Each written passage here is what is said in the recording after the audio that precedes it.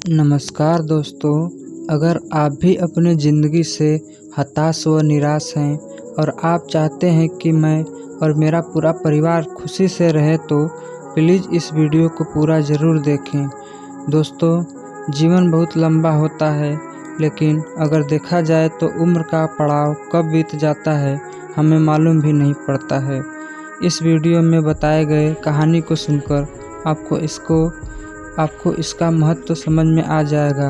आपको यह एहसास होगा, ज्ञान भी कभी कभी छोटे तथा साधारण इंसान से मिल जाता है। कभी कभी छोटी मोटी घटनाएं, मुलाकातें पूरे जीवन को बदल देती हैं और अधिक ज्ञान होने के बाद भी मालूम होता है कि हमें तो अभी कुछ नहीं मालूम है। तो दोस्तों सुनिए जीवन में खुश और सुखी रहने का रहस्य। एक गांव में एक महान साधु महात्मा रहते थे जो अपनी छोटी सी कुटिया में रहते थे। महात्मा जी अपनी कुटिया को महल बनाना चाहते थे, जिसके लिए महात्मा जी ने कई जगह जाकर कई लोगों से मिले। एक बार वो एक गांव में पहुँचे जहां उनकी मुलाकात एक छोटी सी लड़की से हुई।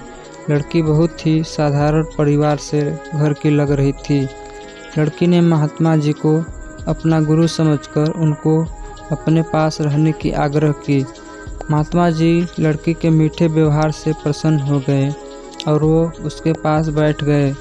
लड़की ने महात्मा जी के लिए अपने घर से लाए भोजन कराया और उनके आराम करने के लिए ज़मीन पर बोरियां बिछा दी और वो खुद ज़मीन पर सो गई।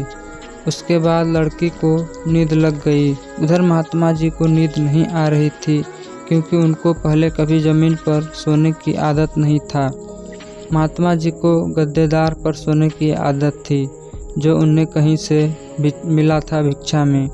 महात्मा जी रात भर उस लड़की के बारे में सोच रहे थे कि वो ज़मीन पर कैसे इतना चैन से सो सकती है। सवेरा होते ही महात्मा जी ने लड़की से पूछा कि तुम ज़मीन पर इतना चैन से कैसे सो रही थी। तब लड़की ने उत्तर दिया, हे महाराज, मेरे लिए कोई नई बात नहीं है।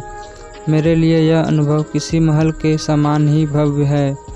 अगर मुझे दिन भर में केवल एक टाइम ही अन्न मिलता है तो मैं अपने आप को बहुत भाग्यशाली समझती हूँ। जब दिन भर का काम करने के बाद जब मैं ज़मीन पर सोती हूँ तो मुझे लगता है कि मैं अपनी माँ के गोद में चैन की नींद से सो रही हूँ। मुझे थोड़ा भी नहीं लगता कि मैं ज़मीन पर सोई हूँ। यह सुनकर महात्मा जी अपने आश्रम को जाने लगे। तब लड़की ने कहा कि हे महाराज, क्या मैं कोई आपकी मदद कर सकती हूँ आपके घर बनाने में। महात्मा जी का सिर नीचा हो गया। वो अपने आप पर पछताने लगे। फिर उन्होंने लड़की से कहा, आज तुमने जो ज्ञान दिया है मुझे, उससे मुझे मालूम हो गया है कि असली सुख कहाँ है। अब मुझे किसी चीज़ की ज़रूरत नहीं है। यह कहकर महात्मा जी अपने गांव वापस आ गए और गांव आने के बाद जो भी उन्होंने धन इकट्ठा किया था वो सब असहाय और गरीब लोगों में बांट दिए और स्वयं जंगल में रहने चले गए। इस कथा से हमें यह शिक्षा मिलती है कि अपने आत्मा की शांति ही सुखी जीवन का रहस्य है। जब तक मनुष्य के अंदर संतोष नहीं आता तब तक वह इंसान माया जाल में फंसा रहता है। जो इस माया में फंसता है वह कभी भी चैन से नहीं रहता है। इंसान के पास जो है अगर उसी को स्वीकार कर ले तो वो उसी क्षण सारी दुनिया का सुख का अनुभव कर लेता है। जिस तरह उस लड़की हर दिन एक टाइम भोजन को अपना सौभाग्य मानती है और ज़मीन पर भी चैन की नींद सोती है, उसी वजह से उसे सभी सुखों का अनुभव है। वहीं एक महात्मा वैरागी होते हुए भी वो महल बनाने का ख्वाब देख रहे थे, क्योंकि उनके पास जो था उसमें वो संतोष नहीं थे। आज किसी के घर में अपार धन दौलत रुपया पैसा होते हुए भी लोग सुखी से नहीं रहते हैं, क्योंकि उनके पास जो है उसमें वो संतोष नहीं करते हैं।